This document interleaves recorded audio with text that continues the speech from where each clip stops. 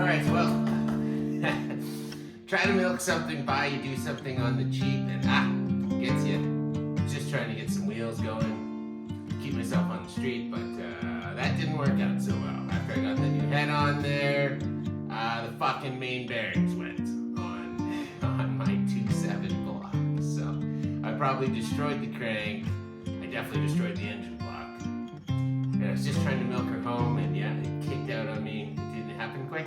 Well, what can you do? Maybe the oil pumps are going. I don't know. But anyways, it's got to go. I've got the other block, the 2.5 block, and it's got to get swapped out. So all this is going to fucking come back off now. Take all this back off right where I was 2 days ago. And do it all again. But whatever. I gotta have wheels. Just can't keep sitting. And it's unfortunate, but that's how it goes. So, anyways, I got the bumper and stuff off this time. The hardest thing about this car is getting it up in the air. It's so low to the ground. It's impossible to get a jack under the control arm or under the body. It's so low. It takes so much effort. You actually have to drive it up on some wood blocks and then jack it up. It's the easiest way. So anyways, that takes 45 minutes just to get it up in the air. I got that done. So I got off the hood, get the hood off. I actually took off the front bumper and the grill and embezzlements this time in the bumper just so I can get underneath this thing and pull and tear if I need to, because I'm gonna pull this whole thing out and then I'm gonna have to reconnect it to the tranny. So I'm just trying to make this a little bit easier on me. Instead of breaking things, I don't want to bust a whole bunch of things. It's broken enough. So I'll give you a few minutes of wrenching here as I try to tear down this top end again as quick as I can. And we'll get it down to the ignition off. I got the fan off. That big fan bolt, I just use an inch and a quarter wrench, and it's never too tight, so I just gotta get it started and then spin it off. Reverse thread on the fan, of course. So that's all got off, and now, yeah, I'm gonna keep hammering on these hoses, take off all this coolant stuff. The whole thing's gonna come apart here, so I get right down to the block again. So I got the 2 bolts out for my call that cross coolant.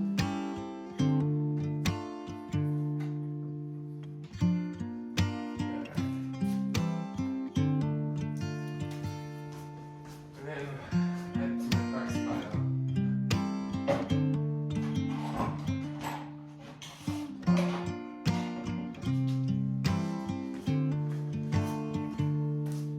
Yeah, it's just, man, owning one of these, 2 of these cars, just wrench. I've done nothing but wrench for the last years, because you don't have the money to just buy all the new parts and do it all in one shot. It's like thousands of dollars, $1,000 for a head, bearings and main caps, all that. It's looking at another, what, $350, and then ordering in all the parts, and they take a week to come in at best.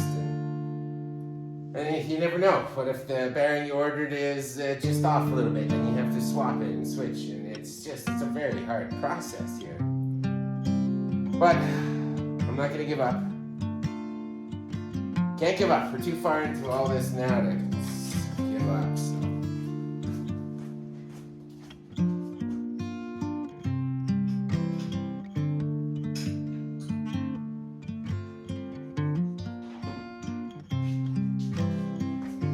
So whatever, just do my best, and that's all I can do. And whatever, I don't care what anything.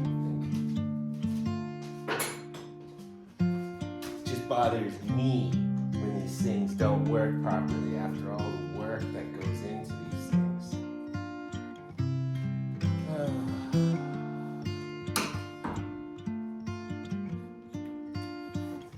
Right? When you're done wrenching, it's nice to enjoy driving for a little bit before you have to wrench again. It's hard to tell what actually went wrong, because it went wrong in like, oh my god, I barely put, well, maybe I put 20 miles on. Like, maybe I went 30K, drove the kids to school, came back, and then I got all ready to take it for a test drive on the highway.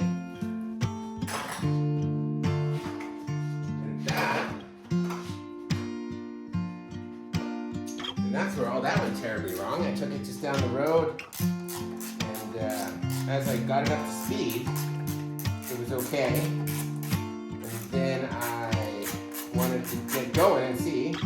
So when I got up a bit of RPM, it seemed like it was really starting to didn't want to go past like 5,500 RPM. And it's like hitting a wall, and I was like, oh, it's not really good. And then I tried to just kind of roll on it again, and then when you got to like 5, and then I was like, yeah, things are going bad. So I let her off, stopped, cooled down, and then when I started back going, it started rod knocking. Crank, what do you call it? Crank, rod, Tommy, whoever.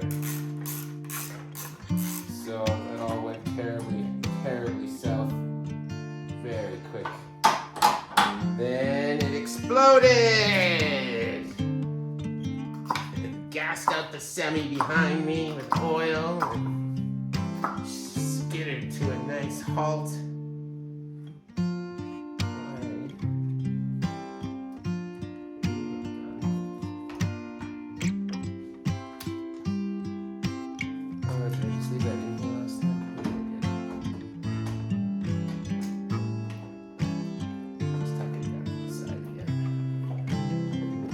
So yeah, and that was that.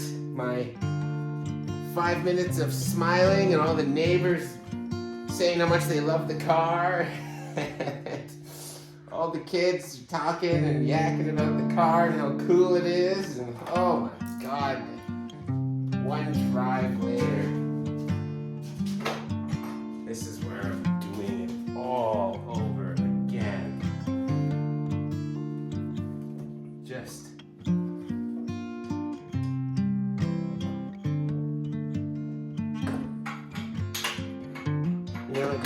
I wasn't looking for more practice at tearing this apart. All practiced up.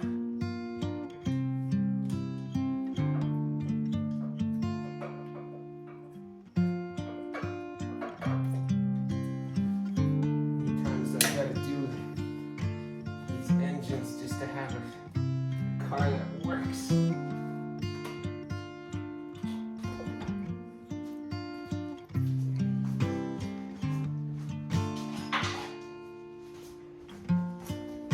So really, I mean, the wrenching is the wrenching.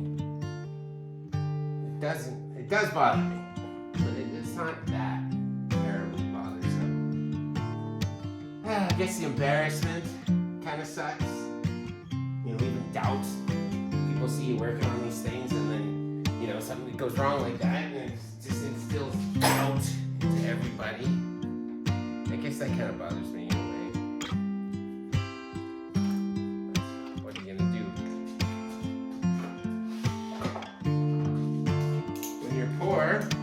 You just do what you gotta do, and that's how life goes. When you're rich, I'm sure it's a lot easier to pay, have somebody to do it for you, and have all new parts every single time and do everything right to the letter. You've probably got a second vehicle. Give you some patience and some time to buy.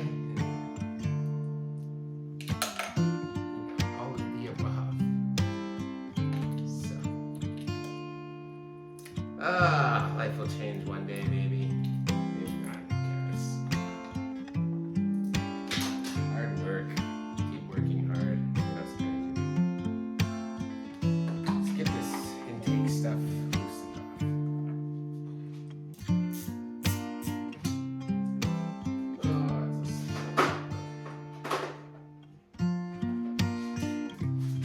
But I laid out my tools this time ahead of time, so I'm not digging, and I'm gonna try to put them back in as soon as I'm done. I don't spend half my time looking for the tools I need, which is something I tend to do.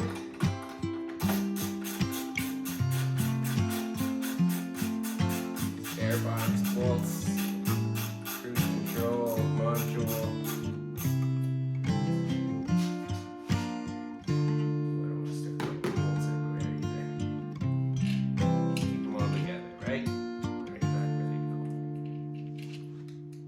So I just put a new head gasket and brand new head bolts on this 2 days ago. Waited for that so it would be done properly after having the head done and machined. What?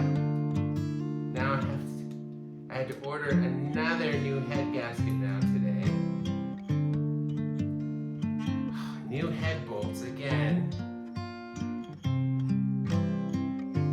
Just because, man, I don't want to. I put the old stuff on last time and it cost me, so then I did it good this time. But the engine let me down. I had a suspicion that bearings were gonna go. Again, I was just trying to milk it for a month, 2 months, just till things get rolling.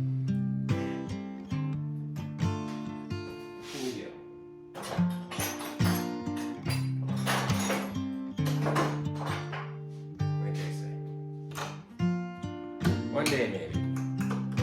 One day. Kind of a bummer about filming, though, is that I don't get to listen to music while I'm filming, and then if I do play music in the background, I can't use the film because of copyrights and things like that.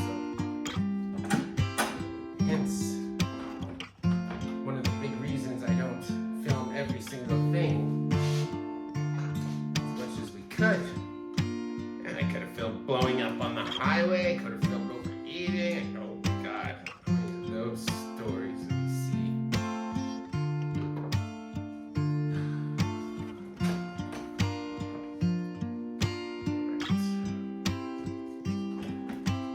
This off as a unit.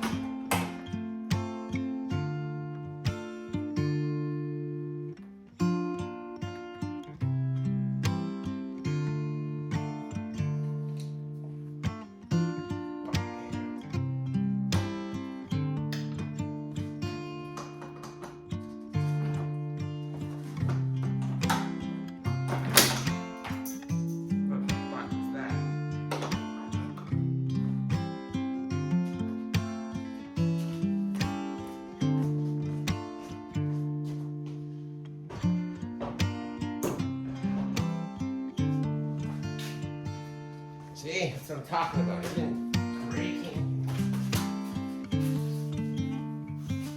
Trying not to break stuff. But we do. A little bit of plastic. Just gonna have to. Okay. So, I'm hoping that I can just kind of do what I did last time, which is just kind of move everything off to the side. Disconnect all the head parts. Lift the head off again on here. I'm going to separate the head, and then I will take out the bottom end. It just makes it easier to get to those back bolts. It's got to come apart anyway, so just do it here, and I think that'll be best.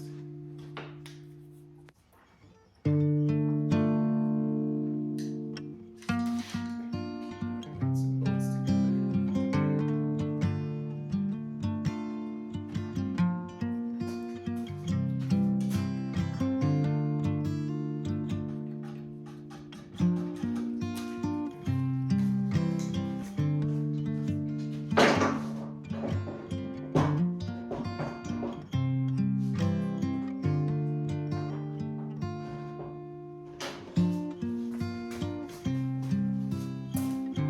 One of my personal goals on this one is no spare bolts when I'm done. No spare clips, no spare bolts.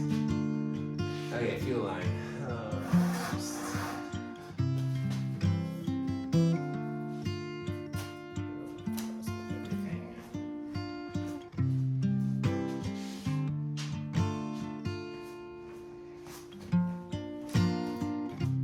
Yeah, no spare bolts, no spare.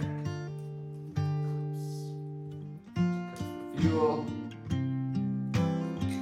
pressurized properly.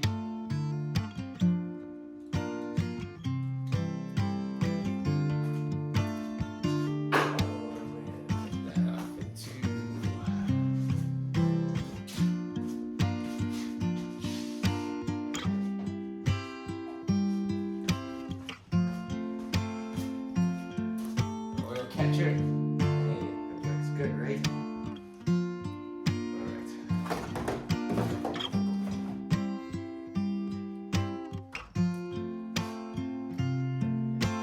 Fuel in my eye, that's all I need.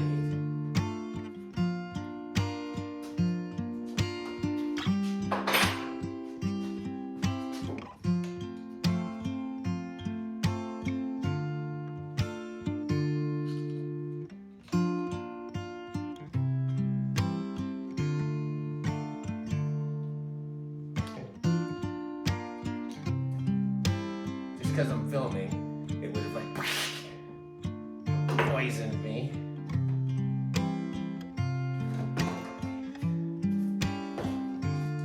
Get both fuel lines off.